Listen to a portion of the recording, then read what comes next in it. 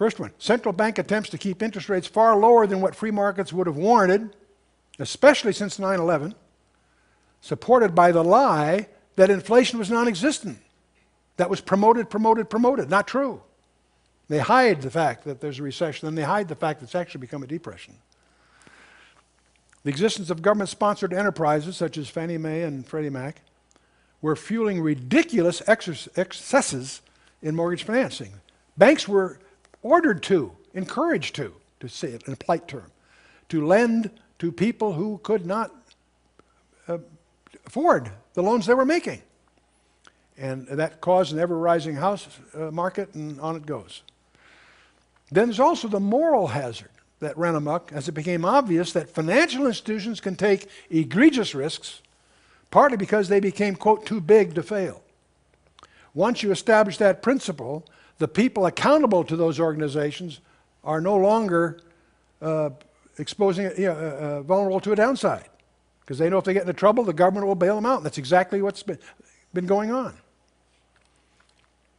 And the government itself, the existence of an unprecedented current account deficit. On a cash basis, they spend more than they raise in taxes. And we're financed by government-run foreign institutions, central banks and sovereign wealth funds from abroad. And that has another whole risk. We haven't time to get into that one. So the travesty continues. Governments the world over are taking an increasing role in the functioning of the economy and financial markets in their own countries, and that's happening all over. But they're all trying to do the same thing. They're trying to solve the problem of too much debt with more debt. And it's interesting that every single solution they've adopted has been trying to get the good old days back, cutting interest rates to zero and so on. Throwing money at the banking system so it can lend again, all these solutions have one goal, to bring back debt. But they're ignoring, at least for the time being, a paradigm shift. The markets are not buying it, literally. Debts continue to implode. Every bailout is being followed by an even more massive bailout down the road. The government solution has been to shift the debt from the financial markets to the taxpayer. Think that through. Is there a difference? Instead of individuals living beyond the means, we now have governments living beyond their means. Now substitute taxpayers for governments and you'll quickly understand how this whole thing's a farce. You're the suckers. You're paying for the people who could not manage their enterprises. Each one of these, we should also understand there's a whole law, what they call the law of unintended consequences. That's what happens when a simple system tries to regulate a complex system. The political system is simple. It operates with limited information. We'll call that rational ignorance. Short time horizons, low feedback, and poor and misaligned incentives. That's why our political system is dysfunctional. It operates with inadequate information. The time horizons are short compared to the decisions they're making. Decisions they're making have long-term effects, and yet they're concerned about getting reelected on a 2-year cycle. Short time horizon. Low feedback. They make a decision, they pass a law, it can be years before you realize the impact of that law. And of course, the incentives are mismanaged. Society is complex, evolving. It's a high feedback, incentive-driven system. When a simple system tries to regulate a complex system, you often get unintended consequences. Okay. Well, entrenched government bureaucrats are simple. They show no indication of knowledge or expertise of American history or even rational financial history. You go to any one of them and ask them who was John Law, and they've never heard of him. They hadn't even had a course in economics. The President, the Congress, the Federal Reserve, the Treasury try very hard to direct our economy. They don't have the background in the first place. It's an impossible task. With a GDP of 14 trillion, there are thousands of inputs and outputs that feed the system. Thousands of them. Their hubris leads them to believe that they are in control and can manipulate the gears of capitalism in a way that will produce their desired outcomes. No, the market is smarter than they are. If a desired outcome does occur, it's probably just dumb luck. The more likely result of their manipulations of our complex system is a set of bigger problems that had never occurred to them. I can't think of a body of people operating with more ignorance than Congress. They don't have time. They don't have time.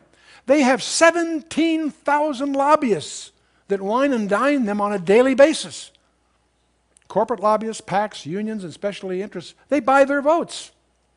They give them attention. Their time horizons are less than a few months.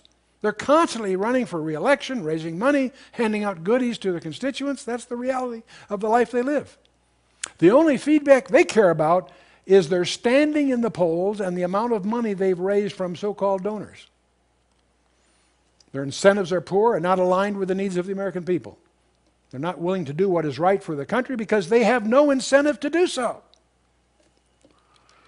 Their only incentive is to get reelected by ensuring that their district gets as much pork spending as possible, and they do this by selling their votes to the highest bidder. That's the reality we face.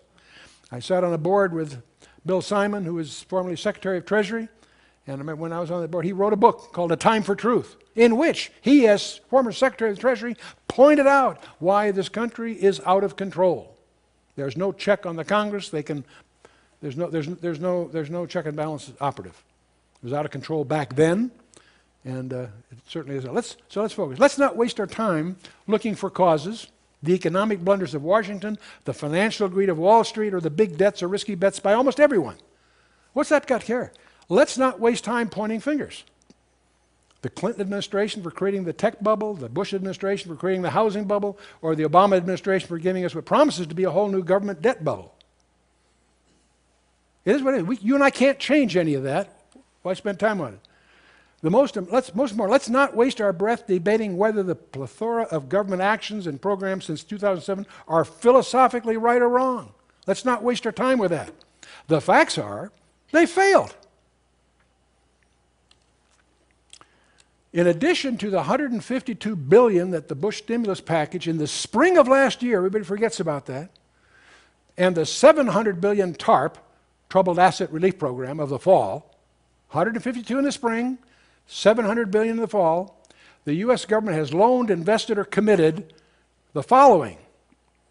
This is in addition to that. In addition to that, the government spent $200 billion to nationalize the world's largest mortgage companies, Fannie Mae and Freddie Mac, over $42 billion for the big three automotive manufacturers, $29 billion for Bear Stearns, $150 billion for AIG and $350 billion for Citigroup, $300 billion for the Federal Housing Administration rescue bill to refinance mortgages, $87 billion to pay back J.P. Morgan Chase for bad Lehman Brothers trades, $200 billion in loans to banks under the Federal Reserve's Term Action Facility, the TAF, $50 billion to support short-term corporate IOUs held by money market mutual funds, $500 billion to rescue various credit markets, $620 billion for the industrial nations, including Bank of Canada, Bank of England, Bank of Japan, National Bank of Denmark, European Central Bank, Bank of Norway, Reserve Bank of Australia, Bank of Sweden, and Swiss National Bank. $120 billion in aid for emerging markets, including the central banks of Brazil, Mexico, South Korea, and Singapore. Trillions to guarantee the federal deposit insurance companies new expanded bank deposit insurance coverage from $100,000 to $250,000. Did you know that? That's certainly generous of you to back that stuff. Up to $500 billion in Fed purchases of asset-based securities, plus trillions more for other sweeping guarantees. The grand total is over $9 trillion and counting. You and I do not have the capacity to imagine what that means. That's larger than all the foreign exchange on the planet Earth. That's only $7 trillion total.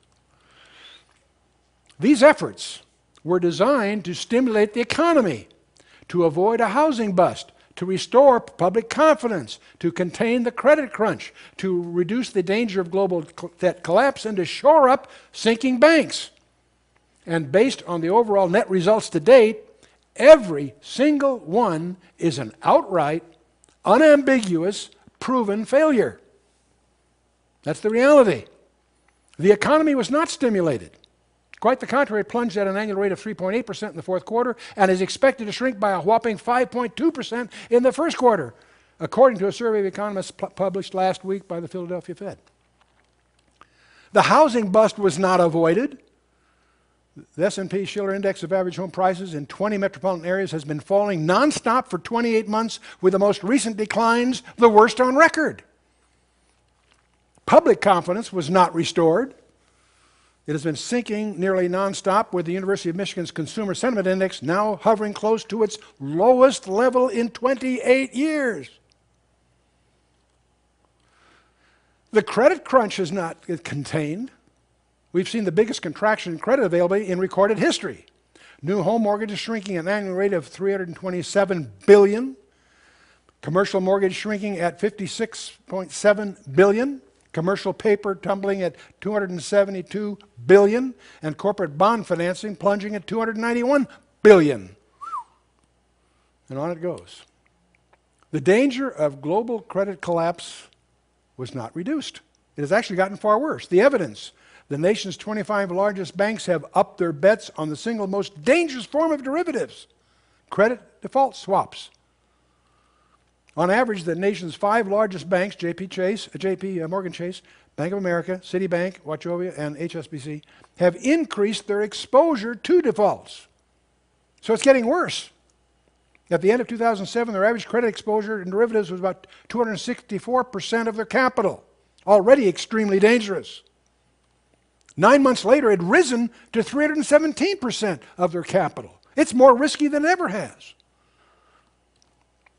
And similar risks are rising dramatically in Western Europe, Japan, and the emerging markets. In other words, the global debt collapse is even more likely today than it was before the U.S. government began its massive interventions.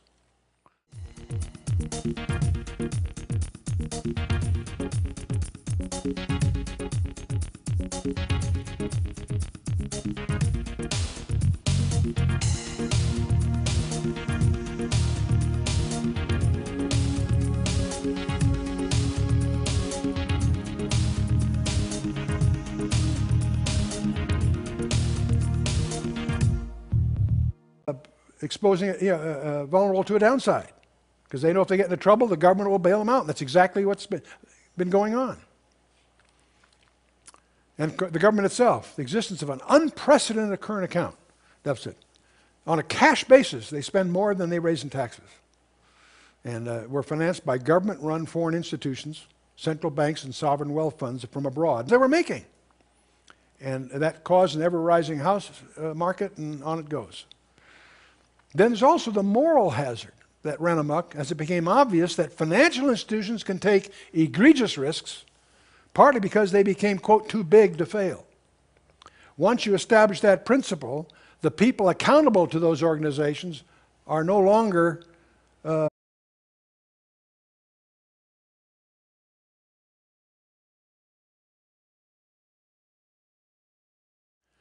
First one, central bank attempts to keep interest rates far lower than what free markets would have warranted, especially since 9/11, supported by the lie that inflation was non-existent.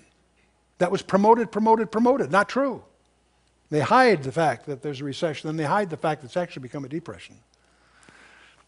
The existence of government-sponsored enterprises, such as Fannie Mae and Freddie Mac, were fueling ridiculous excesses in mortgage financing.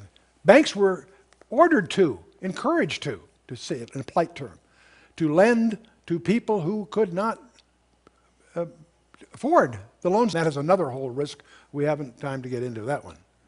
So the travesty continues. Governments the world over are taking an increasing role in the functioning of the economy and financial markets in their own countries, and that's happening all over. But they're all trying to do the same thing. They're trying to solve the problem of too much debt with more debt. And it's interesting that